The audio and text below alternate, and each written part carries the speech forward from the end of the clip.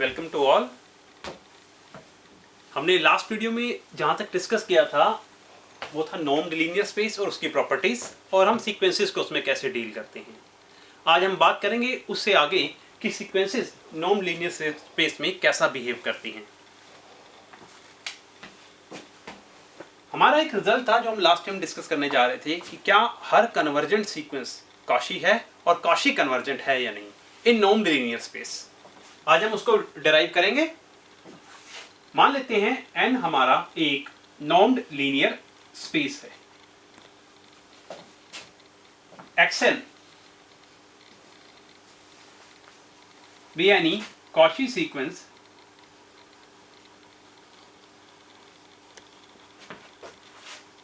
in n। अब question आता है क्या कॉशी कन्वर्जेंट है और कन्वर्जेंट कॉशी है या नहीं। हम दिखाएंगे कि हर कन्वर्जेंट तो कॉशी होगी पर कॉशी जो है वो कन्वर्जेंट हो ये जरूरी नहीं है। हमने पहला केस लिया कि xn हमारे पास एक कॉशी सीक्वेंस है। इसके अंदर take xn is equal to 1 by n in the interval 0 to 1। हमने रियल लाइन में पढ़ा ही हुआ है कि xn जो है वो एक कॉशी सीक्वेंस है बिकॉज xn माइनस xm जो कॉशी सीक्वेंस की डेफिनेशन है mod which means 1 upon n minus 1 upon m that will goes to 0 as n m approaches infinity। और ये क्या है हमारे पास that is the distance। Because हमने जब लास्ट लेक्चर डिस्कस किया था तो उसमें देखा था कि हमारे पास हर नॉर्म्ड लीनियर स्पेस एक मीट्रिक स्पेस है। तो that is the property from the metric. अब this distance goes to 0 as nm approaches infinity. Approach तो कर रहा है, एक फाइनाइट वैल्यू भी दे रहा है but the 0 does not belongs to 0 1। तो इतना तो क्लियर है कि ये कॉशी सीक्वेंस तो प्रोड्यूस करा रहा है बट उस इंटरवल में हमें वैल्यू नहीं दे रहा, या जिस सेट में हम बात कर रहे हैं उसमें से उसका पॉइंट नहीं आ रहा जहां वो कन्वर्ज करना चाहिए। तो that means the sequence xn is a Cauchy sequence but not convergent because 0 is not the point of this set. अब ये तो था कि जो हमारे पास कॉशी है वो कन्वर्जेंट हो ये जरूरी नहीं होता। अब हम दिखाएंगे कि जो कन्वर्जेंट है वो हमारे पास कॉशी जरूर होगी। Let xn be any convergent sequence in n। अब अगर ये कन्वर्जेंट सीक्वेंस है तो किसी पॉइंट पर तो कन्वर्ज जरूर करेगी। से the sequence xn converges to x। the meaning is that कि xn और x के बीच का distance should be less than epsilon for every n greater than equal to some positive integer m naught, where m naught is some positive integer। तो according to the definition of convergence जो आपको last lecture में बताई थी कि इस xn को अगर x पर कन्वर्ज करना है तो xn और x के बीच का डिस्टेंस बहुत क्लोज हो जाएंगे, that just less than epsilon, which epsilon is a very small positive quantity। now that hold for all values। we can take similarly dxm for x is also less than for every m greater than equal to m naught। now see we can write dxn xm क्योंकि हम prove करना चाहते हैं convergent Cauchy है। this can be written as dxn x plus dx xn, but due to symmetry this result is dxn x plus dxm x। now this is from this case less than epsilon plus epsilon, so we can shift it by epsilon by 2 epsilon by 2, so finally we get epsilon by 2 which totally implies epsilon। so meaning is that the condition for a sequence to be Cauchy is holding here, that hold for all n m greater than equal to m naught। so this implies the sequence xn is a Cauchy sequence। So this is the result in the normed linear space. Every convergent sequence is Cauchy, but Cauchy need not be convergent. It can be, it cannot be. So this is our first result. Now we can continue our topic. अब आप सबने पढ़ा होगा हमारे पास complete metric space. Metric space के बाद हम उसमें जब सीक्वेंसेस की बात करते हैं तो टॉपिक को एक्सटेंड कर देते हैं कंप्लीट मीट्रिक स्पेस पर. क्या होता है complete metric space? Complete metric space एक ऐसा स्पेस जिसमें जब हम कॉची सीक्वेंस कंसीडर करते हैं तो वो कन्वर्ज करती है. That means a complete metric space is a metric space in which every Cauchy sequence is convergent.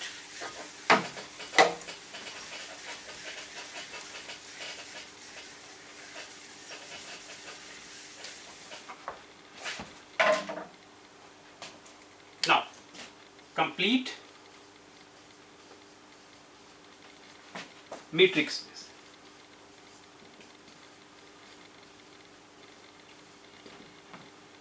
A metric space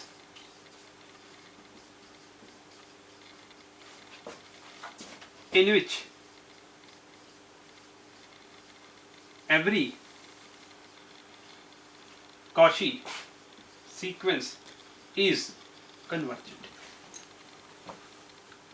हम कौन सा टॉपिक पढ़ रहे हैं? हम पढ़ रहे हैं नॉर्म्ड लीनियर स्पेस, और हमने ये रिजल्ट प्रूव किया है कि हर नॉर्म्ड लीनियर स्पेस एक मीट्रिक स्पेस होता है. अब मीट्रिक स्पेस में एक एक्स्ट्रा कंडीशन डाल दी गई है, completeness. That means metric space में कंप्लीटनेस आने से ये बात क्लियर हो गई है कि कॉची सीक्वेंस हमेशा इसमें कन्वर्जेंट होगी. तो क्वेश्चन है कि अगर मीट्रिक स्पेस कंप्लीट जब बन जाता है तो कॉची सीक्वेंस कन्वर्जेंट आती है. पर यही कंडीशन जब हम नॉर्म्ड लीनियर स्पेस में पढ़ेंगे तो उसको क्या नाम देंगे? तो मींस कि जब कंप्लीटनेस की condition complete normed linear space यहां लग जाएगी तो उसका नाम हो जाएगा that is Banach space.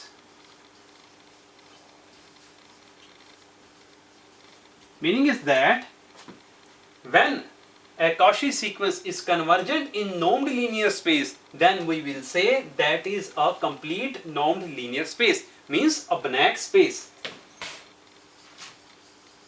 When a Cauchy sequence is convergent in normed linear space, then this implies a Banach space.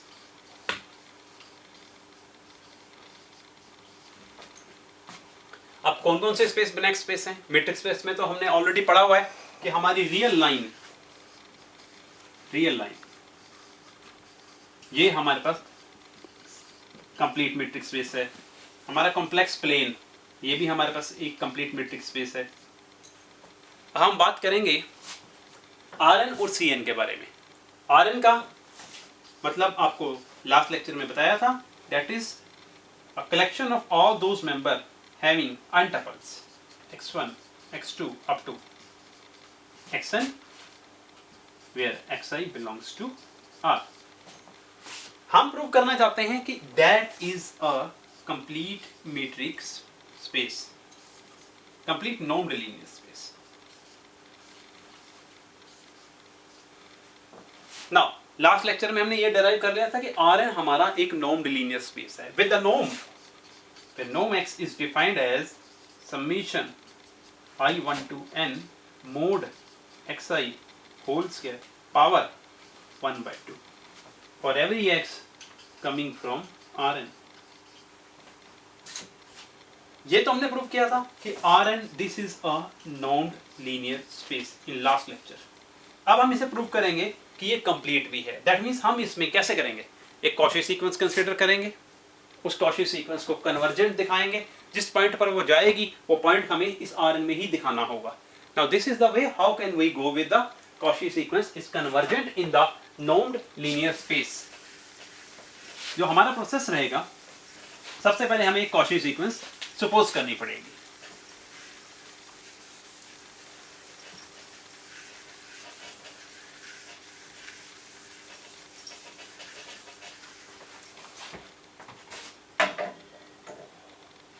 मान लीजिए late xm be a Cauchy sequence in n, where n is normed linear space, which is our Rn. अब अगर xm Cauchy sequence है तो xm की जो representation होगी कैसी होगी? That is again of n tuples, because xm Rn से आ रहा है तो आप xm की जो रिप्रेजेंटेशन देंगे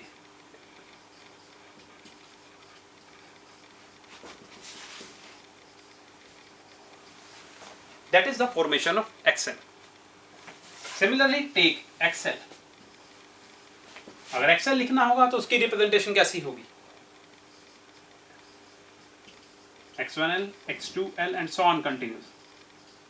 xn. हम क्या मान के चल रहे हैं? xm कैसी है हमारे पास? Cauchy सीक्वेंस है. Now take. अगर ये Cauchy सीक्वेंस है तो Cauchy सीक्वेंस की डेफिनेशन को होल्ड करेगी.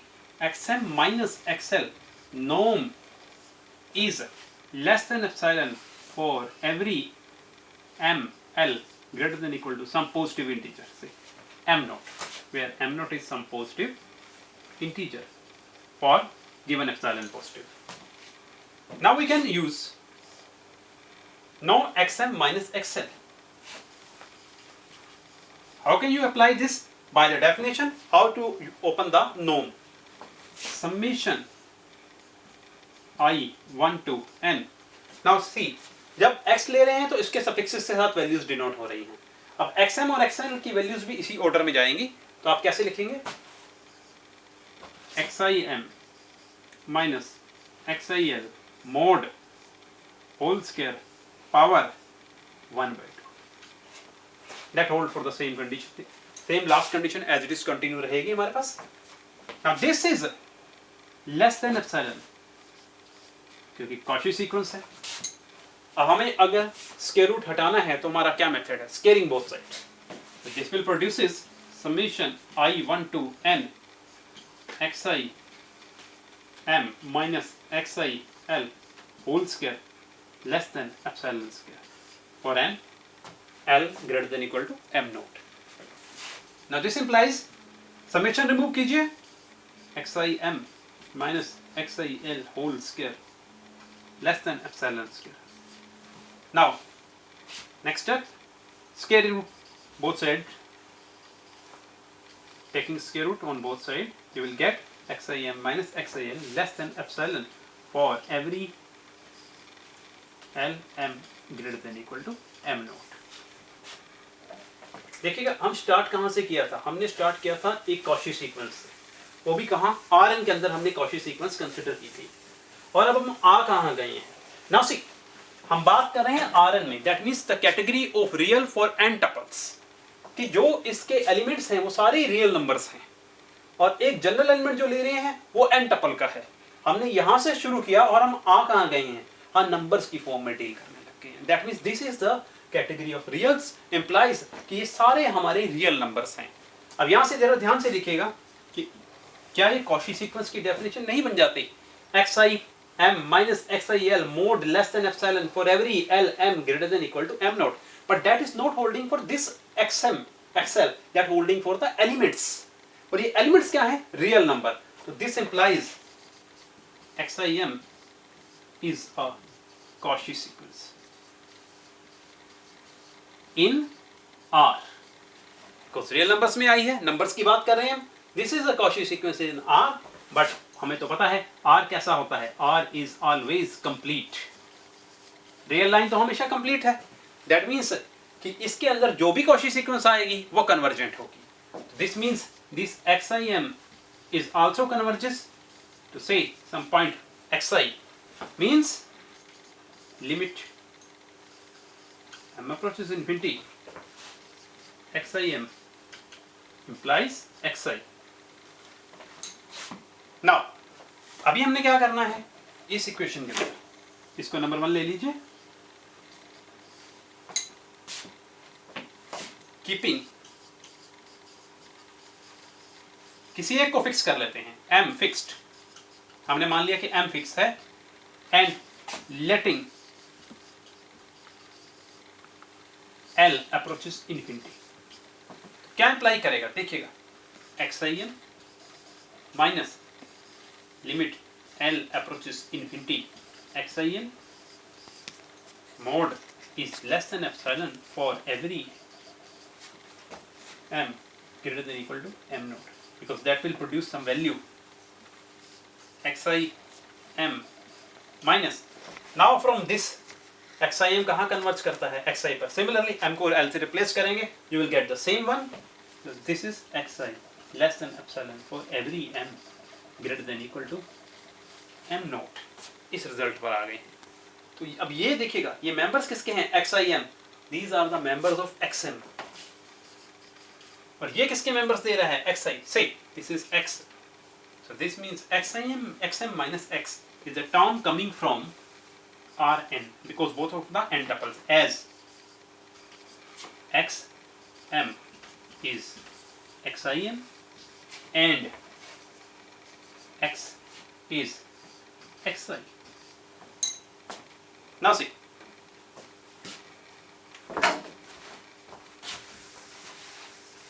अभी हम जहां पर आगे हैं उससे आगे हमें दिखाना है कि ये एलिमेंट जो आया है ये हमारे पास Rn में है, और जिस लिमिट पर कन्वर्ज किया है वो भी हमारे पास Rn में ही अवेलेबल है.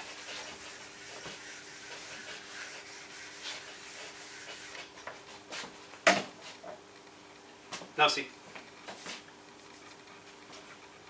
xm minus x आपका Rn में आ चुका है. दिस मीन्स इसका नेगेटिव भी कहाँ होगा, Rn में, और xm हमारा कहाँ है, Rn में. तो इन दोनों का सम भी कहाँ होगा, Rn में. So this means this also belongs to Rn. When you simplify, you will get x belongs to Rn. तो जिस पॉइंट पर कन्वर्ज कर रहा है वो पॉइंट भी हमारा किसका है, Rn का है.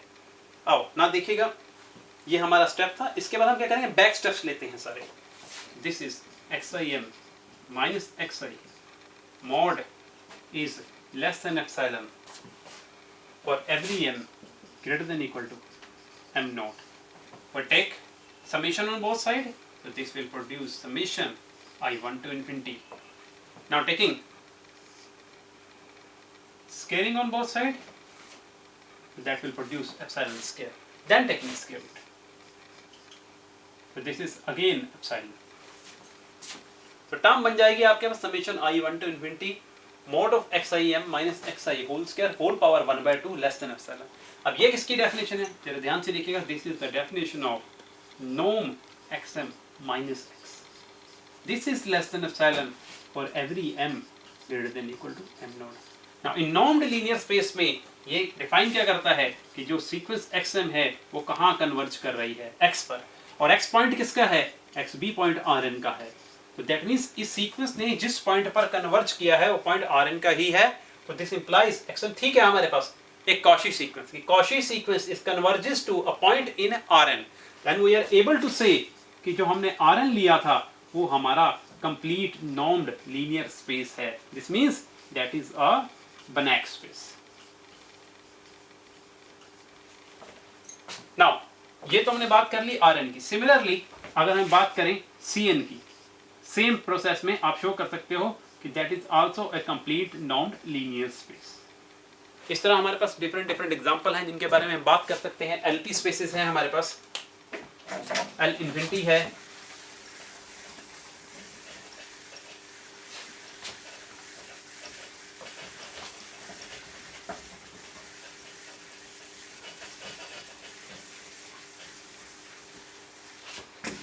नाउ भी हम बात करेंगे नए टॉपिक पर. एग्जांपल्स तो आप इसके देख ही सकते हैं, और मेथड आपको बता दिया गया हाउ टू प्रोड्यूस. कि जब हमें ये प्रूव करना है किसी भी नॉन लीनियर स्पेस को कंप्लीट, तो प्रोसेस क्या रहेगी हमारे पास.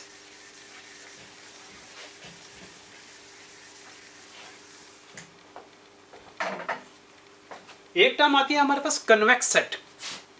कन्वेक्स सेट क्या होता है,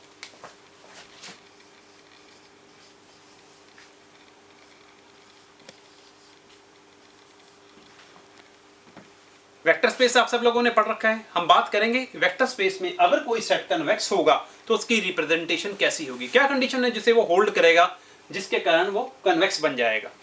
लेट हमने माना V एक वेक्टर स्पेस है, A उसका कोई सबसेट है। अब हम चाहते हैं कि A को क्या बोला जाए, convex. When we are able to say the set A will become a convex set, the case is that if alpha x plus 1 minus alpha y belongs to A. Now see, this is alpha x plus 1 minus alpha y belongs to A for xy coming from the set A. The choice of alpha is greater than equal to 0 but less than equal to 1. So that is the condition for a set to be convex in a vector space. कि किसी भी set को अगर convex बनना है तो उसे ये कंडीशन होल्ड करनी ही पड़ेगी। आपको पता है vector space means the linear space, तो हम जो बात कर रहे हैं नॉर्म्ड लीनियर स्पेस की, तो उसमें हमें ये सारे वेक्टर स्पेस की जरूरत पड़ेगी। तो that means that condition also hold in the normed linear space, कि अगर हमें नॉर्म्ड लीनियर स्पेस में किसी भी स्पेस को कन्वेक्स प्रूव करना है तो। नाउ एक रिजल्ट प्रूव करते हैं। Every subspace of a vector space is always convex.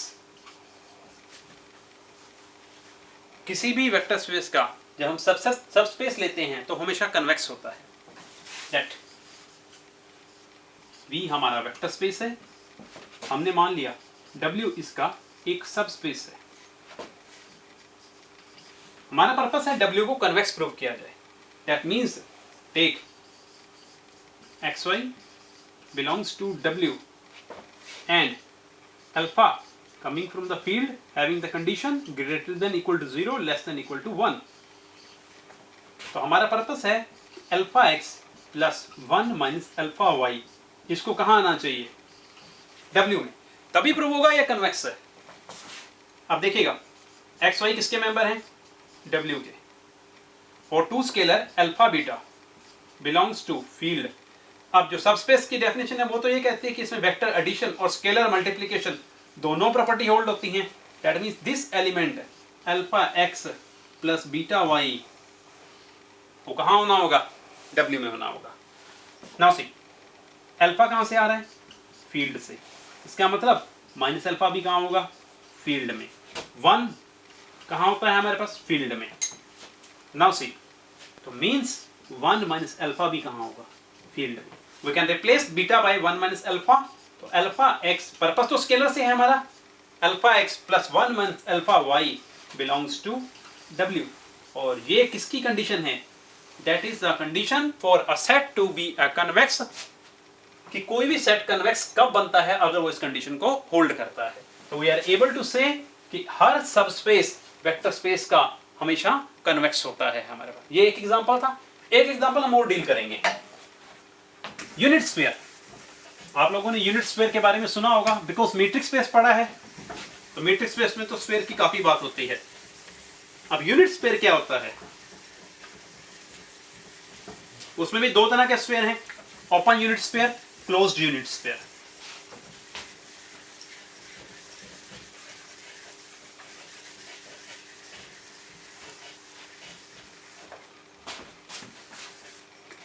Now see, unit sphere.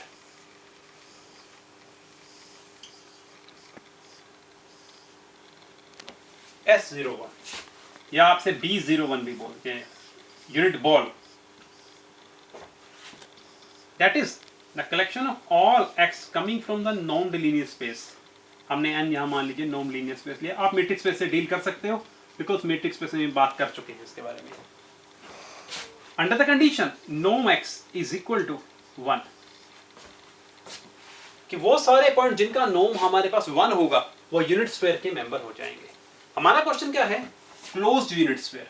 तो बात जिसके बारे में करेंगे, S01 means the collection of all those x coming from n under the condition norm x is always less than equal, कि ये जो हमारे पास क्लोज्ड यूनिट स्फीयर है ये हमेशा कन्वेक्स होता है।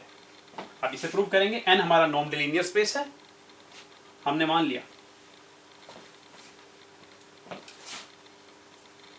इसको हमने प्रूव करना है कन्वेक्स, तो दैट मीन्स हम इसके दो मेंबर सिलेक्ट करते हैं।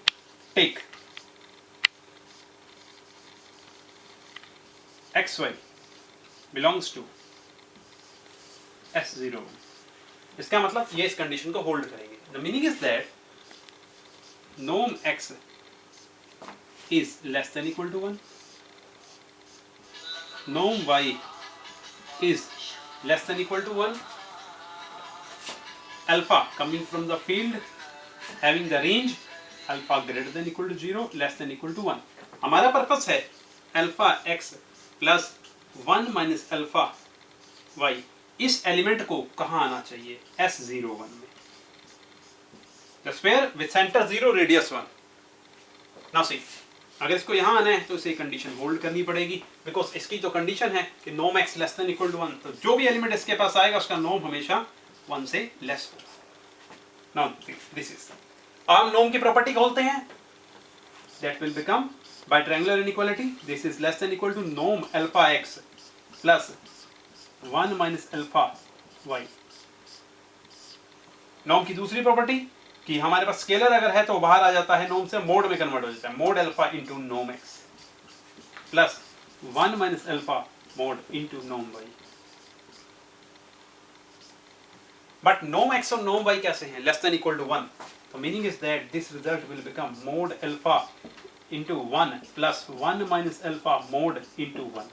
तो we can simplify, this is our mod alpha, alpha positive alpha plus 1 minus alpha, तो you can simplify, you will get 1। तो फाइनल आंसर देखिएगा कहाँ से शुरू किया था, हमारे पास आ गया है norm of alpha x plus 1 minus alpha y, total norm is less than equal to 1। और वो कंडीशन किसकी है? इस सेट S01 का मेंबर होने की।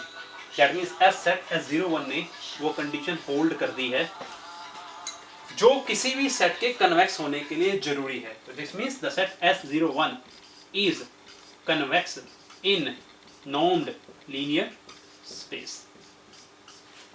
तो अभी हमने प्रूव कर लिया है कि हमारे पास set S01 that means a ball, या फिर आप बोल सकते हो sphere having the centre 0 radius 1 always form a convex set. तो इस तरह का कोई भी सेट आपका कन्वेक्स सेट बनाता है। अभी देखो हमने क्या क्या डिस्कस किया है, हमने सीक्वेंसेस के बारे में बात की। आज हमने डिस्कस किया है कि हमारे पास जो कन्वर्जेंट है वो कॉची होगी, but Cauchy need not be convergent. Then हमने देखा कि कंप्लीट मैट्रिक्स स्पेस से हम कंप्लीट नॉर्म्ड लीनियर स्पेस में कैसे गए, और हमने प्रूव किया कि कंप्लीट नॉर्म्ड लीनियर स्पेस को कैसे डिराइव किया जाता है। देन कन्वेक्स सेट के बारे में बात की है कि कन्वेक्स सेट क्या होता है और कैसा दिखाई देता है, और उसके एग्जांपल अगर हम देखना चाहें तो कैसे कैसे होंगे। अभी हम बात करेंगे, लास्ट टाइम आपको रिजल्ट कराया था कि जो हमारा नॉर्म्ड लीनियर स्पेस है वो तो मैट्रिक्स स्पेस होता है, बट क्या matrix space normed linear space produce कराएगा या नहीं कराएगा? The answer is it need not be, it can be और इट कैन नॉट बी। और हम दिखाएंगे कि क्यों नहीं हो सकता। उसके लिए भी हमारे पास एग्जांपल है जिसे हम नेक्स्ट वीडियो में डिस्कस करेंगे कि हमारे पास जो नॉर्म्ड लीनियर स्पेस है वो तो मैट्रिक्स स्पेस है, वो लास्ट टाइम हम डिस्कस कर चुके हैं, but normed linear space matrix space produce कराता है, पर matrix space normed linear space देगा ये जरूरी नहीं होता। इसको हम नेक्स्ट वीडियो में डिस्कस करेंगे। So thank you please.